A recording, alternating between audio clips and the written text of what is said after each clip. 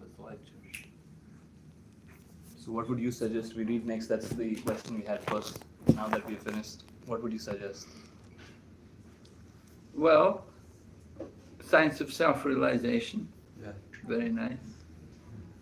And then they have Path of Self-Discovery, and they have other books like that. They have a book on Dharma now, they have a book on meditation. So these smaller books. I think they're good reading. And you can always go on to the higher things. You know, Bhagavatam, Chaitanya Charitamrita. You could read Chaitanya Bhagavat. That's interesting. Light. You can read now? Yeah, if you want, you could read all night. No, not like now. Like after we just finished coming back, so we could start Chaitanya Bhagavat? Yeah? Yeah, sure. Chaitanya Bhagavat. It's not very philosophical. Not like Chaitanya Charitamrita. But it's not times. So Marge, I'll start with questions so everyone gets. It's also good to read about the acharyas. You know, you could read for like Bhakti Vikas Swami's book on Bhakti Siddhanta. That's good reading. And then you could read book about Bhakti Vinod. You could read about the acharyas. It's very nice to do. Prabhupada Lilamrita you've read, is it? Probably most of you have read. Several devotees have written books. Barijan Prabhu wrote a nice book. My Master, what's the name? My Glorious Master. Glorious Master. Yeah. Barijan Prabhu's book and Shruta Kirti's book about Prabhupada. Shamsundar's book, Chasing Rhinos with the Swami. It's nice. We have a lot of books. We're not short of material. Tamal Krishna Goswami was writing his PhD, you know, he was writing his PhD about Prabhupada. And his conclusion was that we're not short of anything about any information about Prabhupada. He said the only problem is we have too much. We have so much. There were so many recordings and so much information. There's just so much information. Other acharyas, it's very limited what we get. But Prabhupada, we have a lot.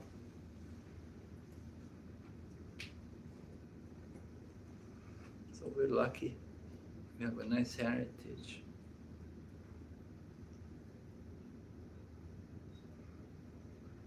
And Bhakti Vikas Swami is just publishing a new book, 3 volumes on the mission, Prabhupada's mission. It's very nice. A similar thing was already done before. Ajmila, Prabhupada disciple, it was published by BBT. What did they call it? Which one was it? It's about Prabhupada, the different points from Prabhupada's teachings. I have a copy in Bangkok, but I can't remember the name of it. No. But similar thing had been done before. Bhakti Vikas is his own one. Picked out the Prabhupada's mission, Prabhupada's main focus in preaching, Prabhupada's presentation, things about apasampradayas and the other sampradayas. A lot of useful information.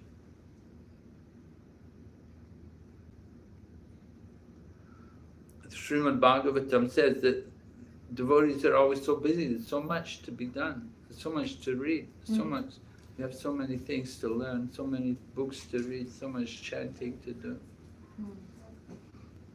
We never have enough time to do everything.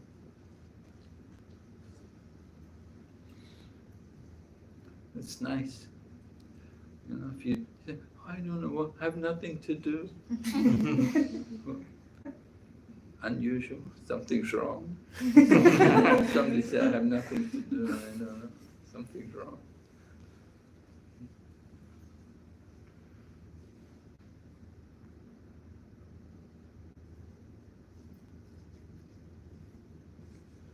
So do you go trips together also? Do you have outings together? Do you go to Mayapur together and like that?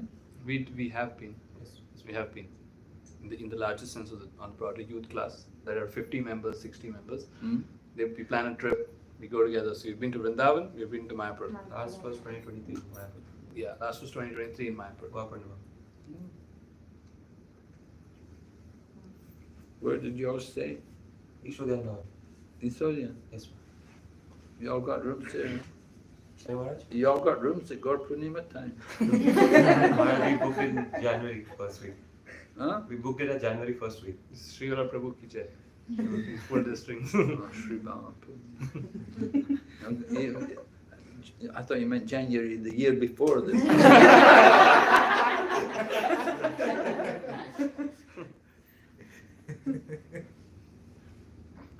Yeah, it's who you know, which is important.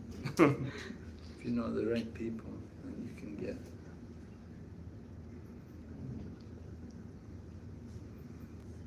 Maharaj, I had a question. So because you were just mentioning Acharya, so this just came to my mind. Just a few days ago, I was reading about our previous Acharyas, Rupa Goswami, Sanatana Goswami, the 6 Goswamis, and just reading their pastimes and about their childhood and activities and everything.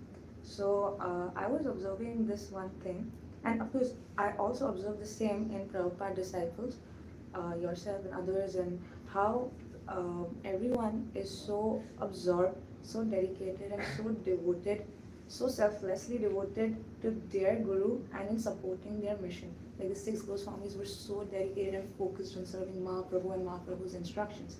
Likewise, even the Prabhupada disciples, every single one of them, they're so dedicated to serving Prabhupada's mission and every single instruction that he has given.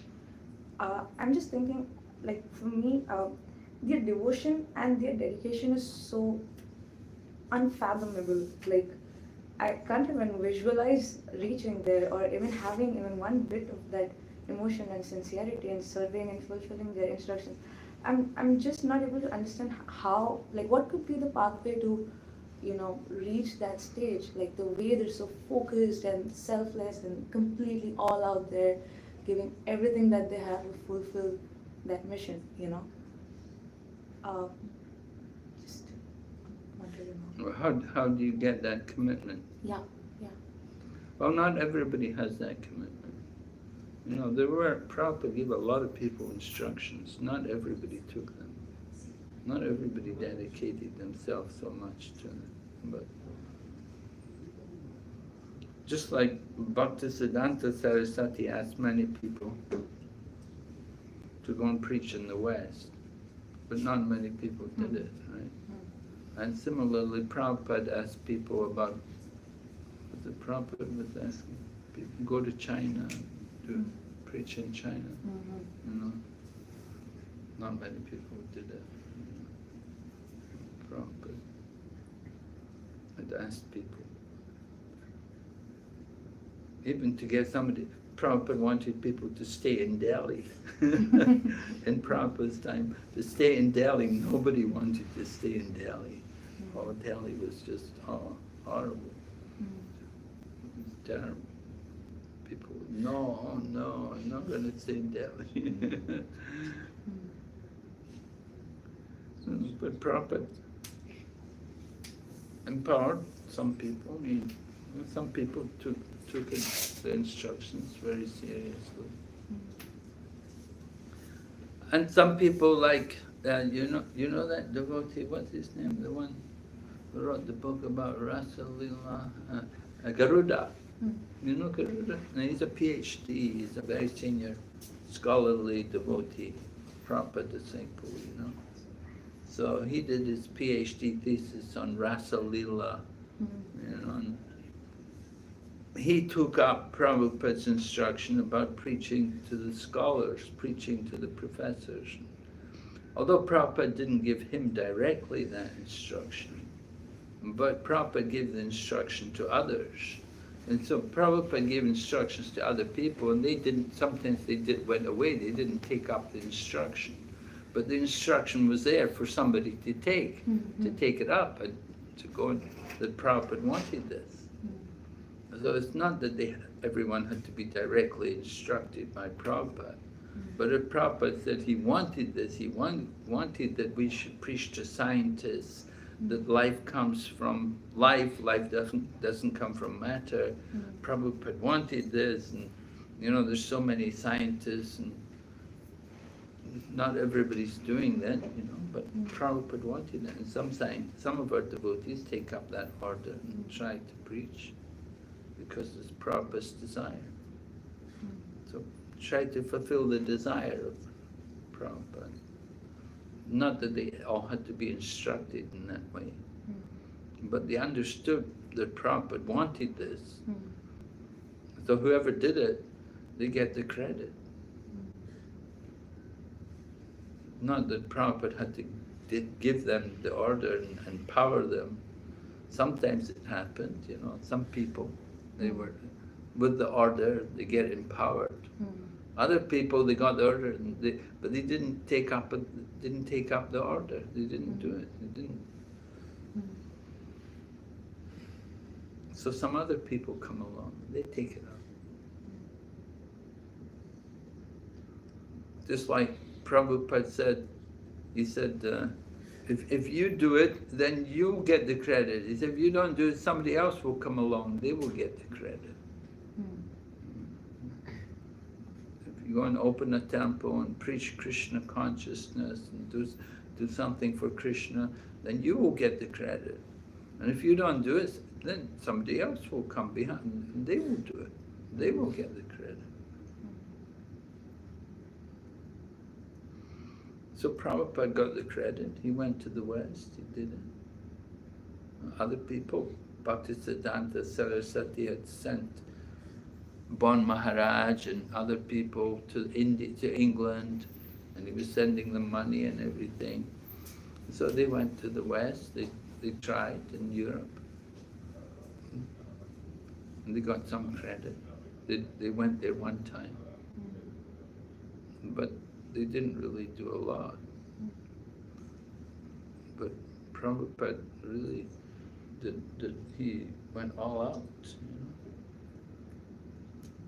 And Prabhupada didn't really get direct instruction from Bhaktisiddhanta Saraswati.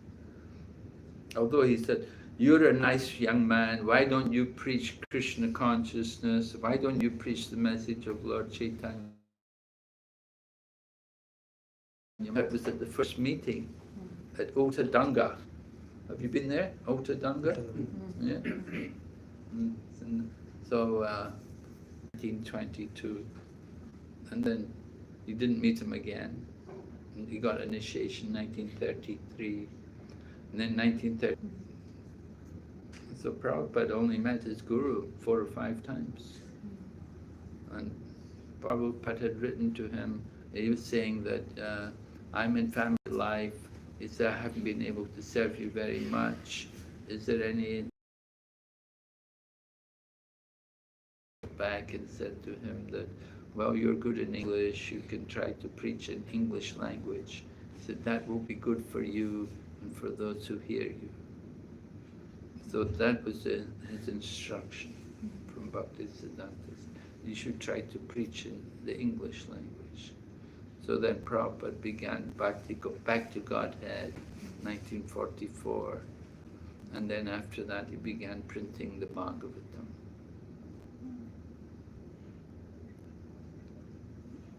And so it took a long time. Didn't all happen immediately. It wasn't like Okay, I give you the, you know, like, who is it, Ramakrishna, and, you know, Ramakrishna, put the hand on that, I'm giving you all my Shakti, you know. And now you can do, and Vivekananda becomes empowered, and he can go to America and conquer the America. That's what Ramakrishna mission says. But we also say, Chaksudan Diloye Chamitam, Divya Jnana Ride Prakashito. From him ecstatic prema emanates. By him ignorance is, right? So we also say ecstatic prema is emanating. But, you know, it's a bit, you know, Ramakrishna mission, you know, he puts hand, he said, now I have nothing, I've given you all my Shakti. Prabhupada, that's nonsense. You give away all your Shakti. It's not like that. Spiritual master doesn't lose his Shakti by giving Shakti. By giving empowerment, by giving blessed orders, he doesn't diminish. It's not like that.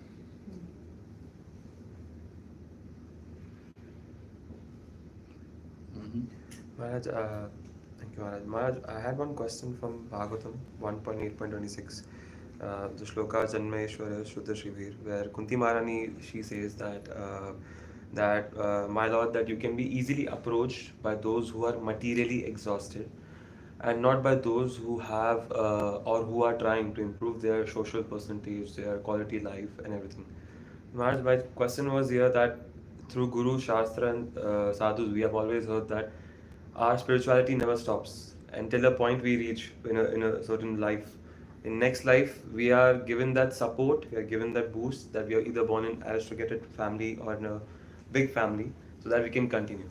So Maharaj, over here, I was just a confusion that now that on one side we hear that we get this boost to do, but the other side, Kunti Maharani is saying that having this is actually something which won't give us that bhakti.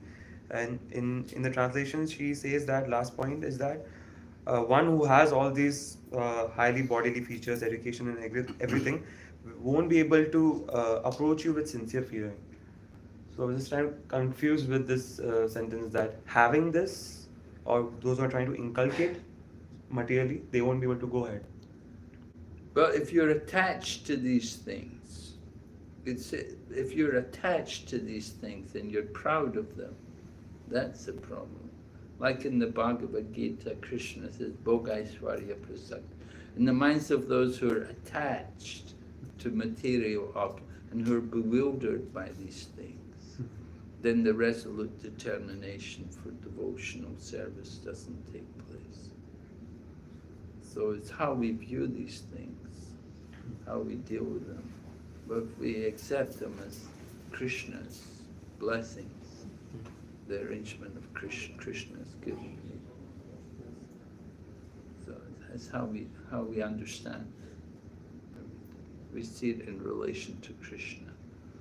But if we think this is mine, I am the doer, and I am the king, I am the Crorepati, or whatever, you know. I did it by my intelligence, by my good looks, by my charm, whatever, you know, all this. This is the Maya. We have to see it in the right way to be able to use it properly.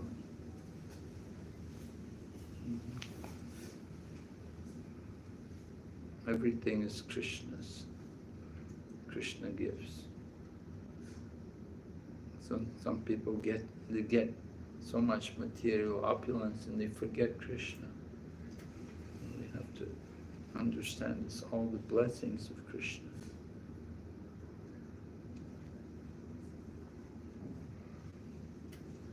So Maharaj, if one is in bhakti and then one gets this, so it can be like a disadvantage that, okay, now by Krishna's mercy I'm going ahead in bhakti and now I'm getting fame, name or anything, and it becomes more distraction. Then one can question that I want to be more attached to you, Lord.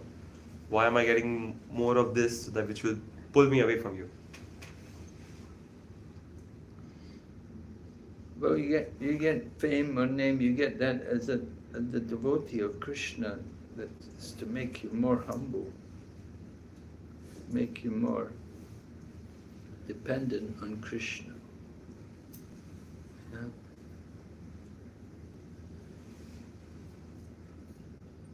We have to see everything in connection to Krishna. Otherwise we become blinded by it. So success in spiritual life is also the blessing. What is success in Krishna consciousness? Success is simply remembering Krishna. That is the real success. That remembering Krishna and remembering our position as an insignificant servant.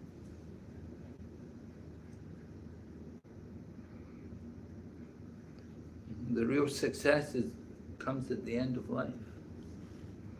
We don't know who's really successful, what is their destination.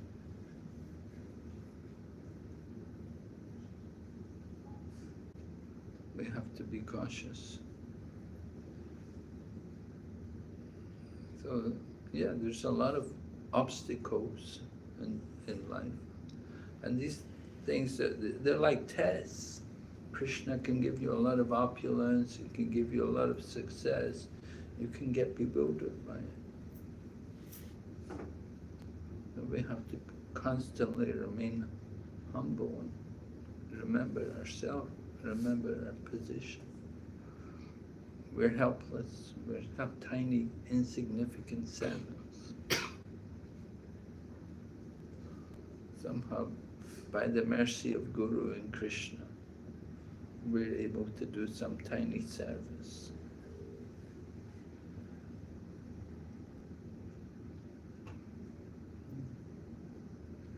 There's so many nice devotees, you know, they did service for Krishna, and they do it for some time, then they just go away. They just give up completely and just go off into material work. But they were so qualified, they could do so much, and somehow they just give up. They just go away. It's hard to understand. So material energy is so powerful, and we have to constantly hold on to Krishna and just somehow just pray that somehow you can continue. Right? The goal is to stay alive. Right? What do you have to do to inherit your father's money? Right? You just stay alive. Wait for him to die so you can get his money. So like that, that's what it said. Diabak. Right? You just have to remain alive in Krishna consciousness.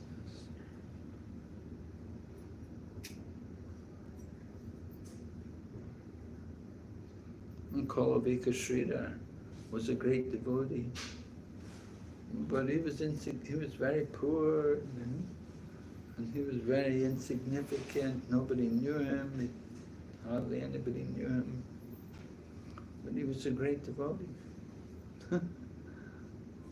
We can't tell who's really the devotees. They remain hidden. The really good devotees, they remain hidden.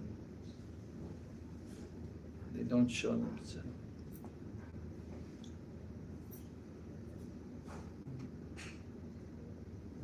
Okay. Yes?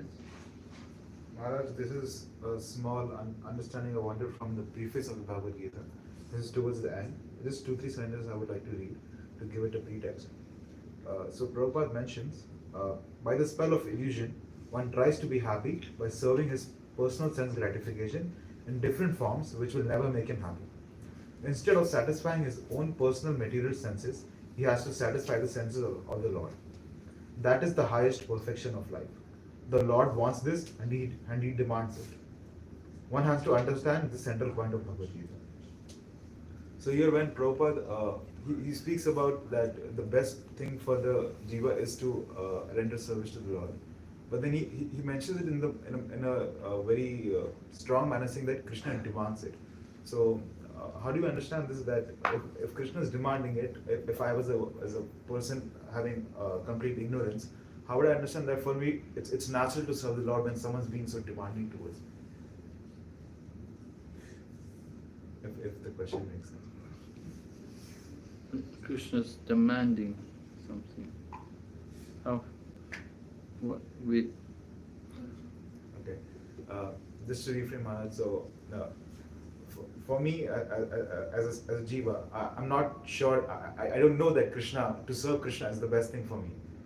But I just read that Krishna is demanding that this is to serve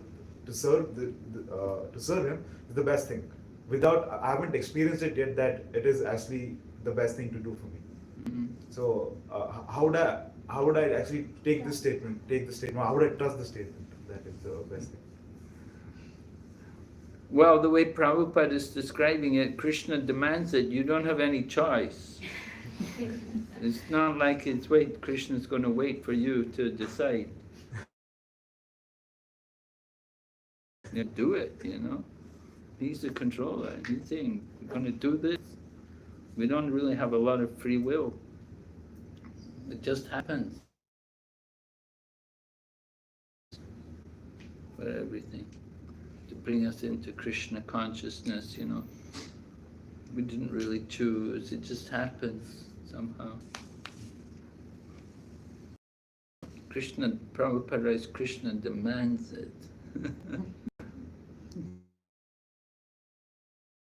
Something, you know, you can't really refuse them. You can't argue. You know, you have to give them what they want. So that's the point there. That just have to surrender. Not surrender. So this is surrender. Okay, Krishna demands. We're just tiny instruments. Krishna demands. Krishna wants it. We have to do it. And the results are for Krishna. We may be successful, we may not, but when Krishna demands, Krishna wants it. We should try. So try to do something.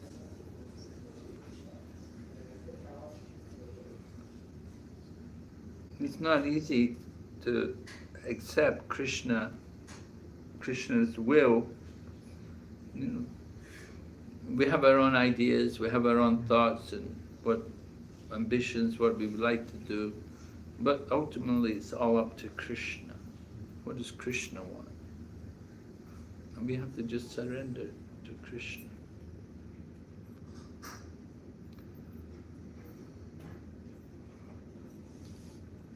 Surrender, of course, is, you could say, it's forced. You surrender. You don't have any choice. So I think Krishna demands.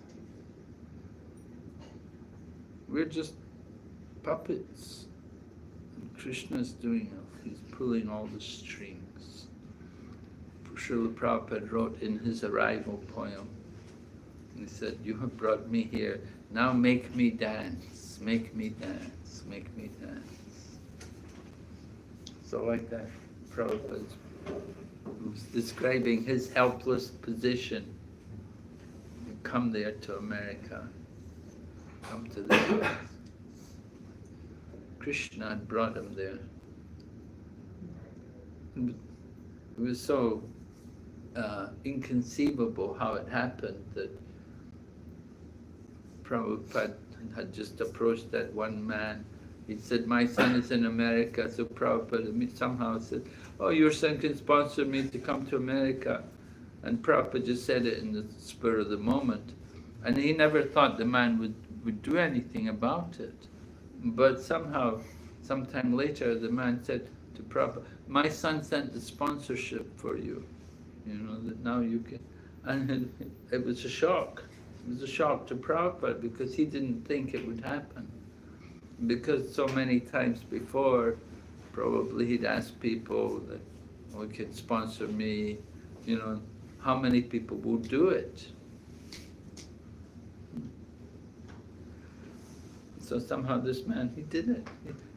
He was just inspired by Krishna, really. Krishna arranged it.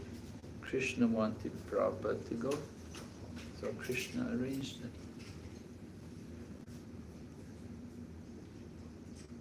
Hare Krishna.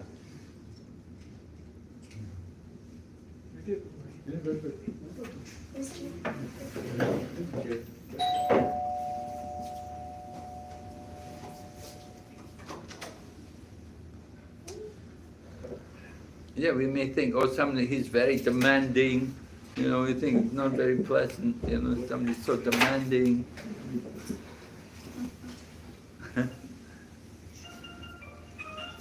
But Krishna knows what he wants. And he wants to make sure he gets what he wants. So he's a man. It's like that. We don't have a lot of choice.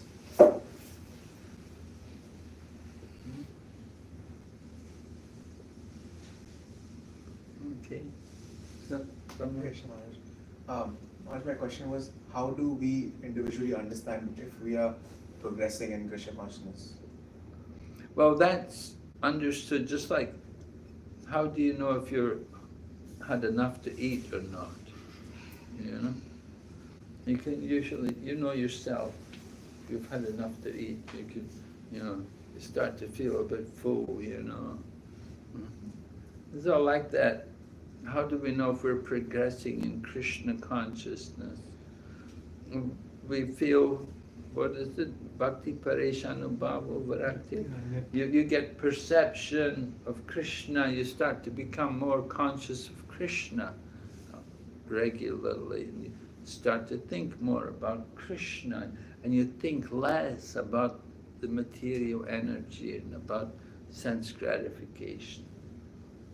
The less you're thinking about the Bollywood movie or the stock market or the new iPhone or, you know, these different things which come in the mind.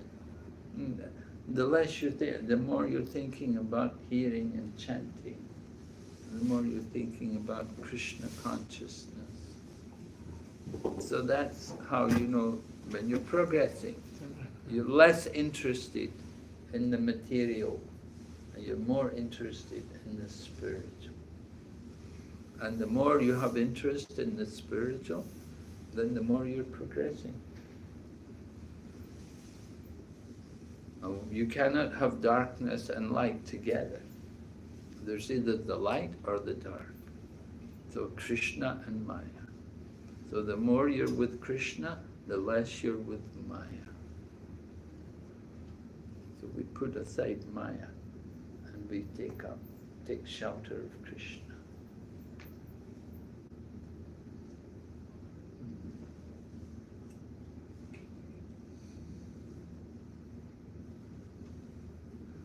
The more we get the taste for chanting, you know, the more eager you are to wake up in the morning and to chant and to hear Bhagavatam and to worship Krishna.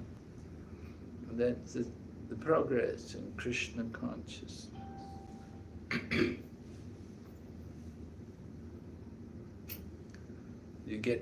The more you have a taste for the holy Dham, living in the holy Dham, that's also a good sign. It's one of the symptoms of bhava. That you're very attached to being in the holy place and hearing about Krishna. You want to hear. So these things, these are indications of our spiritual progress.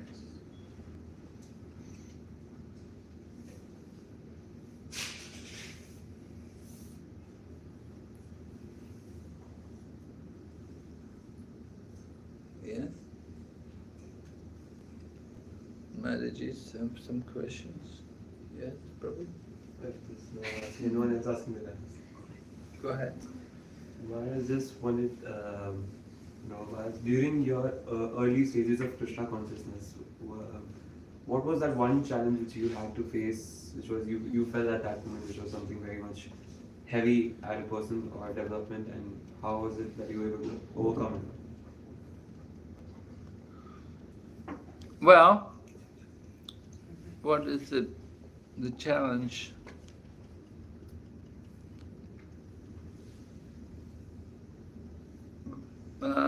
The difficulty in coming to Krishna consciousness is,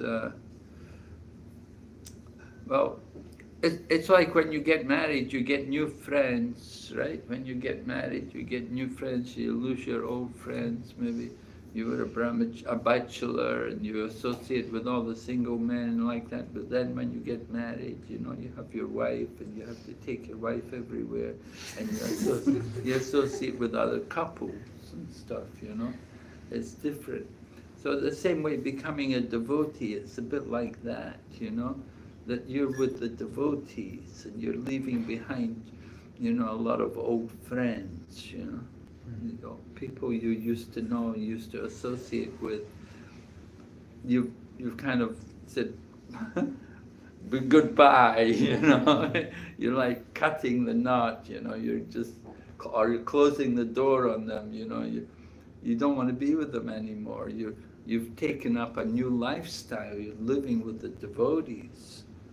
And like when I became a devotee, you know, we were all living in the ashram. So we came to live in the ashram, we shave our heads, you know, that was something quite revolutionary. You know, shave your head and wear a dhoti and go out in the streets every day and sing and dance and chant Hare Krishna. So it's a bit difficult when you meet people you know and then, oh, what are you doing here? You know, what happened to you? You know, you know, it's a shock to people when they see that you become a devotee. That's a bit difficult. That's a bit difficult sometimes. Sometimes you meet people you know and like that. Oh, I know a girlfriend or something, you know. Yeah, what are you going to say, you know? Sell her a book or something. That's right.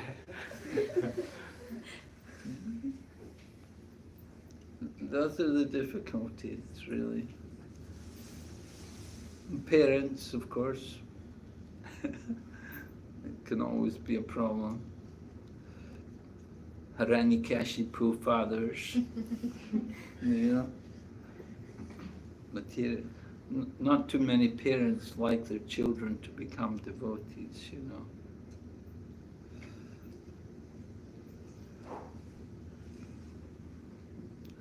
You know that Chaitanya Charan, that boy from Pune, the one from Pune, right? Yeah.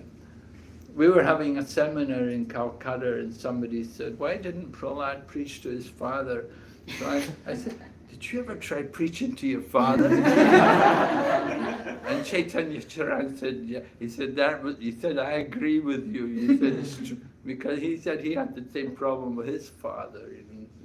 You try to preach to your father sometimes, you know, they want, every father, they like their son should be, you know, make a lot of money and be materially successful. And if they see their son is living in the ashram, he wears these funny clothes and he shaves his head all the time, you know. I think it's not so pleasing to people. It goes against what they, you know, what they stand for, life, the material vision of society and life and the goals which they have. It's totally against their way of life. And they think, how can you do that? You've left everything, you've given up everything.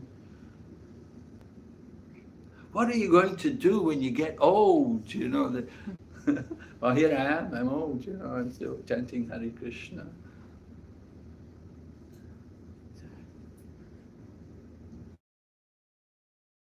the challenge you faced? Because I think about like letting go of friends and like the reaction of your friends and like how they think of when you come out as a devotee with shaved head.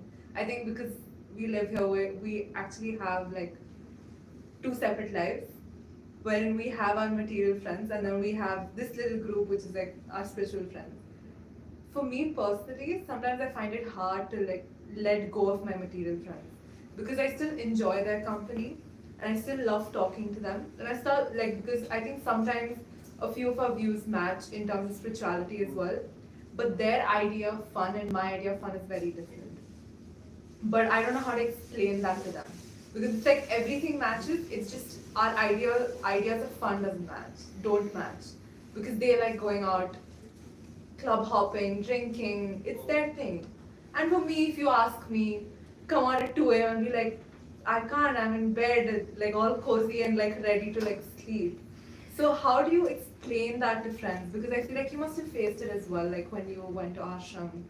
Like how do you explain it to your friends that now I'm just a different person, I don't want to do things that we did before. Well, to tell you the truth, I never tried to preach to my friends. Because I knew my friends would never accept. No way, my friends, they were all...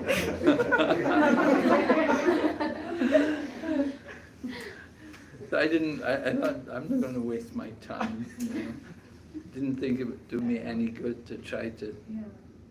The difference is, you see, I became a fully surrendered devotee living in the ashram. You're still living, part in the material world and part devotee. You're mixed. You have a little bit devotion, but you have also your material life as well. But I became a full-time devotee. I gave up gave up the job, gave up my bank balance, gave my account, closed my account, and just became a full-time devotee. So is that the solution? Huh? Is that the solution? Just let go of everything?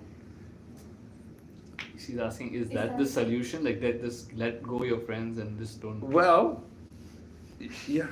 Are you ready to do that? Are you ready to do that? I don't think so. No. Well, so you have to know what you're ready to do. You have to be prepared. Do you think the preparation only comes from when you want to go deeper and deeper into your spiritual life more than you want to dwell on your material life? Do you think that preparation and that mindset is prepared through that only? Well, that will come Yeah. as you go on, as you get older. Probably you'll become more and more devoted to your spiritual life, and your material pursuits will become less and less significant. That is a natural occurrence which comes about.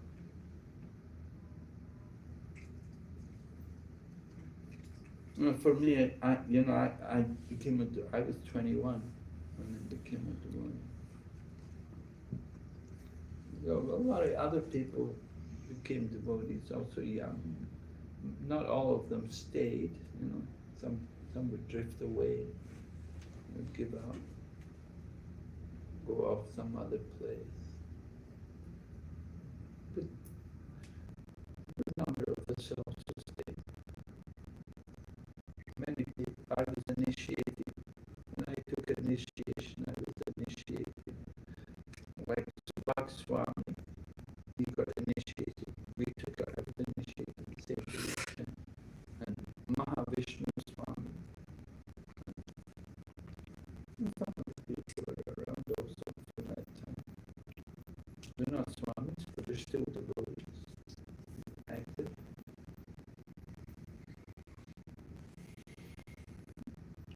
So, some people move fast, some people move slow, according to your situation, according to your mental condition.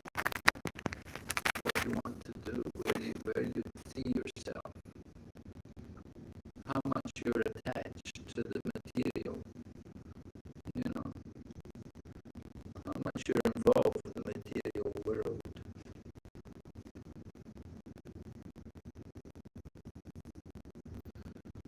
Sometimes when I tell people about how I became a devotee and I gave up my job, and because they told me, they said, give up your job. And everyone laughs. You think how you can give up your job. But I think it's, jobs. You get jobs all the time. There's so many jobs. Anytime they may kick you out of your job or your company may relocate. And the Kishore Prabhu, his wife was working in a big company. All of a sudden they said, we're going to move to Pakistan. And they, she was, no job. Of course they paid her a lot of money, but still it was a shock. The company's moving to Pakistan. You're not going to go and live in Pakistan, right? No. It happens, isn't it? But we get so attached to jobs and things. But if you can let go and just take shelter of Krishna. And those days, I didn't even think our Krishna consciousness movement could survive. I thought, we couldn't pay the rent for the temple. And it was amazing how we were going on in those days. 1971, I'm talking about. You were all in some other body. But it was really pioneering days. It was difficult to maintain the temple. And I thought, how can we keep going? Because there's so many problems. We have no money, we can't do this, we can't pay the rent, and they kick us out of the temple. And somehow or other, we always kept going. It's amazing. Though similarly, coming to Krishna consciousness in the beginning, it's a struggle. It's always a struggle in the beginning. But it gets easier. It comes. Just like when you get married, it's difficult in the beginning, right? You have a lot of, it's difficult. But you get used to each other. Thus similarly, also becoming a devotee, you get used to things gradually.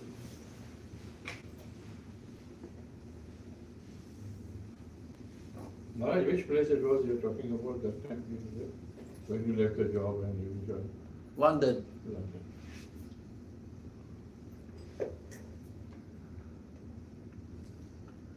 Adding on to the question, Maharaj. Now, for us devotees who are one leg in material side and one leg in spiritual side, the thing that is in our mind is it worth taking the risk to go all out? Because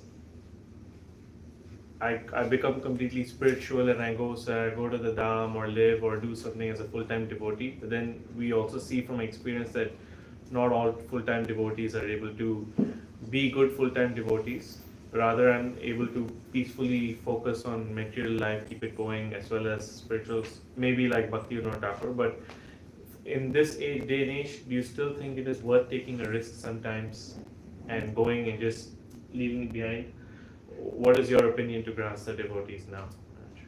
Well, you don't have to leave everything. You can continue, but you can have a strong part of spiritual life. Your spiritual life can be a major part of your daily activities. That you faithfully chant the holy name and you read the Bhagavatam, you hear classes. We have a lot of devotees who are in Grihastha ashram and they're very, very advanced devotees, very senior devotees. And they commit themselves a lot. Like, when they're not working, their time is for Krishna. Maybe you have job 9 to 5, but the rest of the time is for Krishna. And the weekends are for Krishna, for Krishna's service. Keep herself engaged. Like Bhaktivinoda Thakur, he wasn't, Prabhupada didn't live in the temple. Prabhupada didn't live in the ashram or anything. Prabhupada lived with his family. But he chanted. And he would read the books. He tried to preach, tried to have programs in his home. So like that. It's very good. And Prabhupada writes in the purport in the Bhagavad Gita, and he talks about how some of our devotees are working in offices and factories, and they dedicate themselves fully to Krishna consciousness movement. He said these people are actually in the renounced order of life. So he didn't consider them to be fallen grihastas or grihamedis or anything. He said they're actually in the renounced order of life because they're dedicated fully to Krishna consciousness.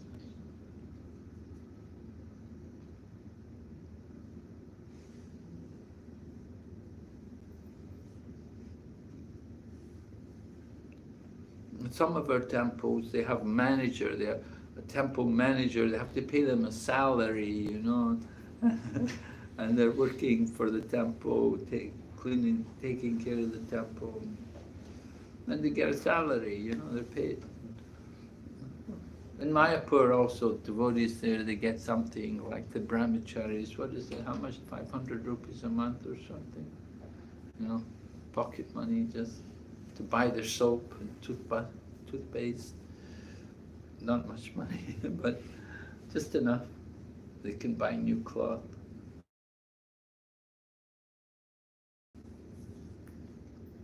So basic needs. You don't want to get too caught up in the material world, you know, too ambitious. Meant you had to dedicate much more time with a lot more stress and a tiny fraction of a salary increase, but so much more anxiety and stress. And that's it, material life. Those kind of jobs, forget it. Material world. And of course, you have to survive, have a job and maintain, but you know, on the board of directors one day, and you know, it's not worth it. I don't think. It doesn't happen to too many people also. Some people can do it, but not everyone. Better to just hold on to Krishna and at the same time maintain your life.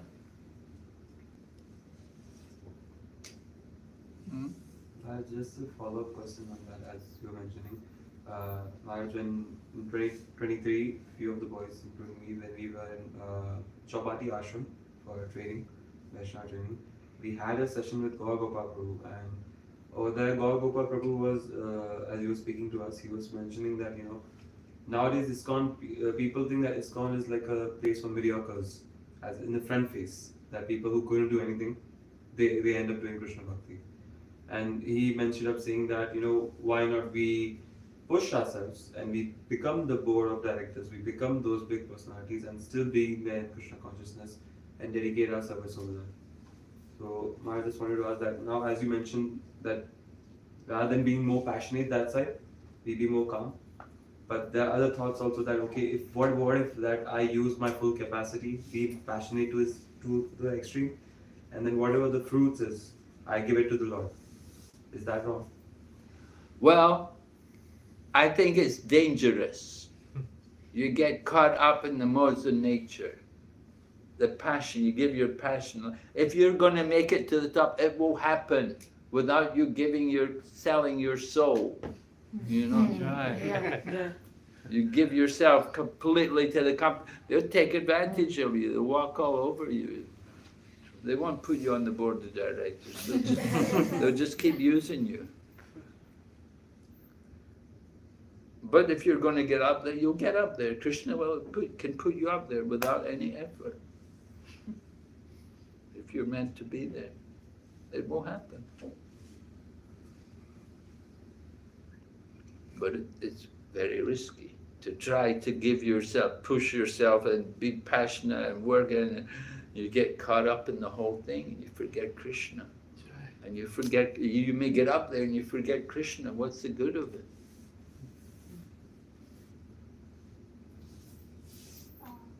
Just wanted to ask about the whole, you said if you were meant to be there. So sometimes we get very confused between what is Krishna's plan and what is happening because of our own choices. So how do we understand that what we are doing is happening because Krishna planned it in this way to happen? Or is it happening because I made this choice and this is the consequence of the choice? So how do we understand that? Because that could be a little gray area. Well, Sadhu Shastra and Guru will help you. You consult your spiritual teacher and read Krishna's Bhagavad Gita and read the Bhagavatam, and you'll get a lot of guidance from these things. Hear from the sadhus. They'll tell you what you're doing right or not. You don't want to listen too much to our own mind, but hear from spiritual authorities. What do they think?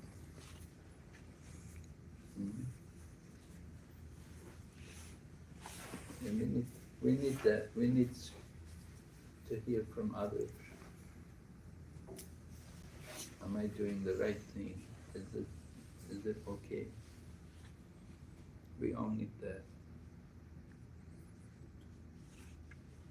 Okay, thank you very much. Hare Krishna. Hare Krishna. Yes, ma, it's been an hour. Maharaj. His Holiness Bhakti Vigna Vinash Narasimha Maharaj ki jai. Srila Prabhupada ki jai. Maharaj, thank you once again. Thank you for coming, blessing all of us. We're very fortunate.